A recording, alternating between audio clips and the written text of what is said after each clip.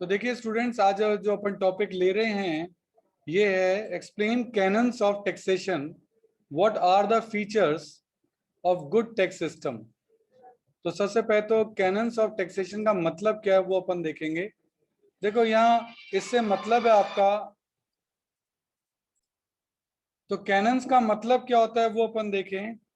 लिखा है by canon taxations are simply mean the characteristics और qualities which a good tax system should possess. यानी एक अच्छे टैक्स सिस्टम में क्या क्या क्वालिटीज और क्या क्या फीचर होने चाहिए, उसी को कैनन ऑफ टैक्सेशन कहते हैं। In fact canon of taxations are related to the administrative part of tax. Basically ये टैक्स के एडमिनिस्ट्रेटिव सिस्टम का पार्ट है। और एडम स्मिथ ने सबसे पहले अपने प्रिंसिपल्स के अंदर कैनन ऑफ टैक्सेशन, अपनी जो बुक थी वेल्थ ऑफ नेशन 1776 में उन्होंने इसको एक्सप्लेन किया था। Even in 21st century Smithian canons of taxation are applied by the modern government while imposing the collecting taxes. तो types of cannon of taxation क्या है? तो वैसे मॉडर्न सेंचुरी में कह रहा है कि जो काफी सारे जो देश हैं वो कैनन ऑफ टैक्सेशन का यूज कर रहे हैं। और जो क्लासिक यानी ओल्ड क्लासिक सॉन्ग्स कहते हैं, वैसे क्लासिक जो कैनन्स हैं वो क्या है? नंबर 1 है canon of equality, cannon of certainty, canon of economy and canon of convenience. यानी ये फीचर एक टैक्स सिस्टम के अकॉर्डिंग होने चाहिए। लेकिन मॉडर्न इकोनॉमिस्ट ने क्या किया, उसके अंदर कुछ फीचर और जोड़ दिए। क्या थे वो feature? Canon of productivity, cannon of elasticity, canon of simplicity and canon of diversity. तो यानी ये तो थे क्लासिक और ये हो गए मॉडर्न ने और जोड़ दिए। तो अब अपन एक एक को एक्सप्लेन करना सीखते हैं कि अभी इनका एक्सप्लेनेशन क्या है। नंबर 1 है canon of equality. Cannon of equality का मतलब तो ये होता है कि सभी से टैक्स जो है वो इक्वल लेना चाहिए। पर इक्वल लेने में दिक्कत ये है कि सभी टैक्स पेयर की इनकम बराबर थोड़ा है। आज मुकेश अंबानी की इनकम और हमारी और आपकी इनकम बराबर थोड़ा है, तो हम पे टैक्स कैसे एक जैसा हो सकता है? तो ये जो कैनन ऑफ इक्वलिटी है वो ये कहती है कि टैक्स बर्डन सभी पर सेम रहना चाहिए। लेकिन इससे क्या होता है कि गरीबों का बड़ा नुकसान होता है कि गरीबों को भी उतना ही टैक्स लग रहा है जितना अमीरों पे टैक्स लग रहा है। If everyone is asked to pay taxes according to his ability, अगर कह दिया जाए भाई तुम अपनी एबिलिटी से अपनी इच्छा से टैक्स पे कर दो, then sacrifice of all the tax payer become equal. तो फिर ठीक है यार, जिसका जैसा सैक्रिफाइस है वो अपन कर सकते हैं। This is the essence of cannon of equality, कि यहाँ भी देखो सब इक्वल हैं और सब अपनी इच्छा के अकॉर्डिंग अपना टैक्सेस दे रहे हैं, पर हम जानते हैं हम अपनी इच्छा से टैक्स देते नहीं हैं। तो to establish equality in sacrifice, taxes are to be impose in accordance with the principle of ability to pay. तो एबिलिटी के अकॉर्डिंग टैक्स लगाना चाहिए।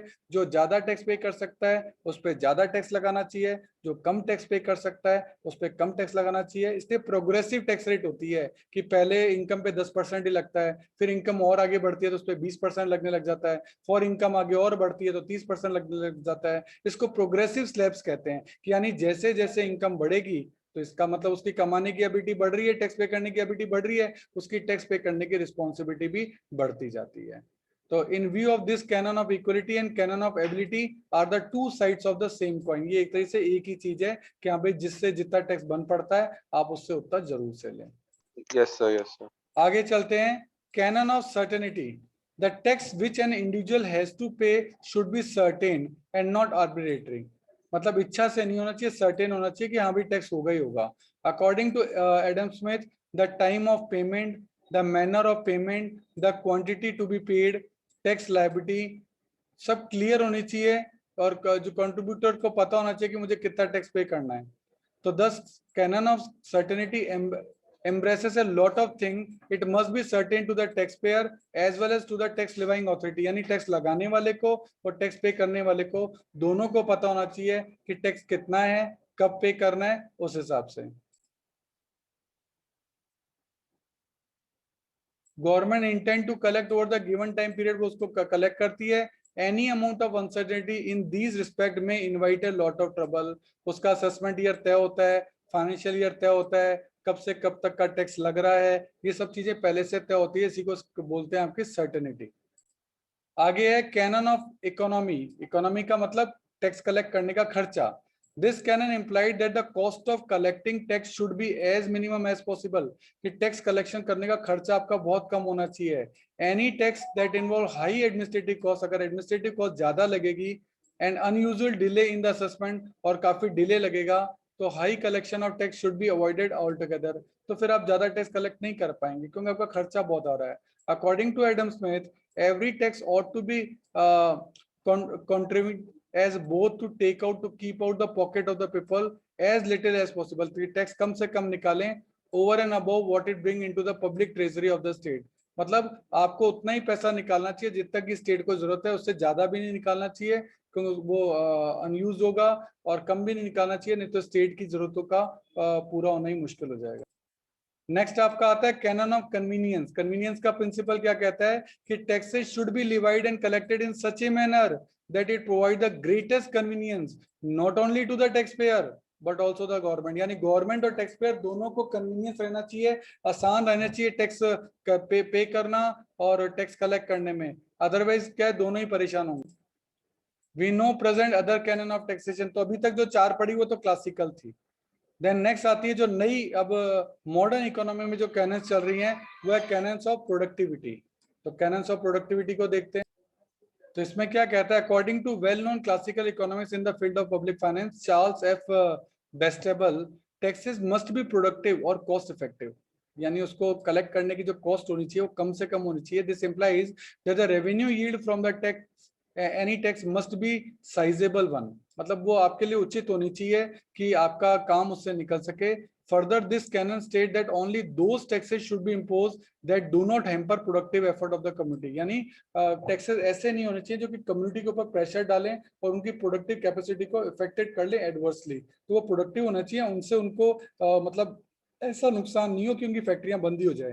तो इसको कहते हैं कैनन ऑफ प्रोडक्टिविटी. नेक्स्ट आता है canon of elasticity. Canon of elasticity आपको कहता है कि that a tax should be flexible और इलास्टिक इन यील्ड. यानी चेंज कर सके, फ्लेक्सिबल कर सके according to the term and condition. जैसी कंडीशंस हो उसके अकॉर्डिंग आप टैक्स सिस्टम चेंज कर सकें. It should be levied in such a way that the rate of tax can be change according to the existence of the situation.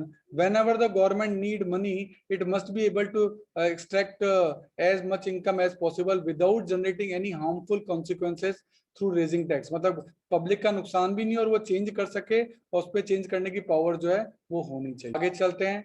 Next है आपका canon of simplicity.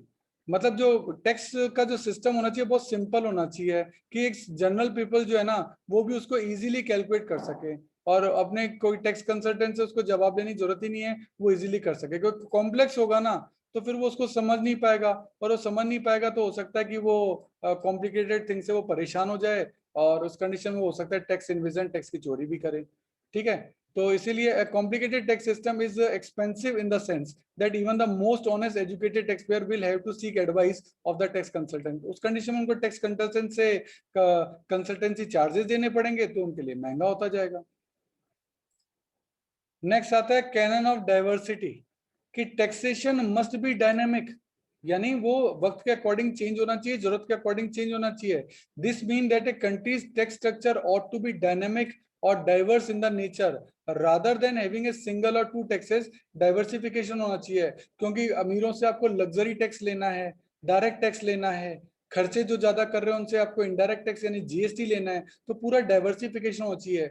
एक दो तीन tax से काम नहीं होता. टैक्सेस डिफरेंट टाइप के होने चाहिए जो डिफरेंट एक्टिविटीज पे लगते हों. तो diversification in tax structure will demand involvement of the majority of the sector of the population. इससे आप ज्यादा पॉपुलेशन को कवर कर सकते हो कि आप पे इस टाइप का टैक्स है, आप पे इस टाइप का टैक्स है. अमीरों पे आप अलग टाइप के टैक्स लगा सकते हो, गरीबों पे आप अलग टाइप के टैक्स लगा सकते हो, गरीबों को आप रिलैक्सेशन देख सकते हो. तो इस तरीके से अगर आप दो तीन टैक्स ही रखोगे तो बहुत बड़ी पॉपुलेशन तो अनटच्ड ही रह जाएगी. जबकि डाइवर्सिटी होगी तो आप वास्ट पॉपुलेशन को जो है वो कवर अप कर पाओगे. तो ये जितनी भी अपन ने टैक्स कैनन पढ़ी, the above canon of taxation are considered to be essential requirement of a good tax policy. एक अच्छी टैक्स पॉलिसी में ये सभी कैनन्स होनी चाहिए. Unfortunately such an ideal tax system is rarely observed in the real world. लेकिन real world में ये सभी चीजें जो है वो फॉलो नहीं हो पाती. But A tax authority must go on maintaining इनको कोशिश करनी चाहिए कि वो उसको मेंटेन कर सकें the above canon of taxation, so that a near ideal tax structure can build up, जिससे कि आप अच्छा टैक्स सिस्टम जो है बना सकें।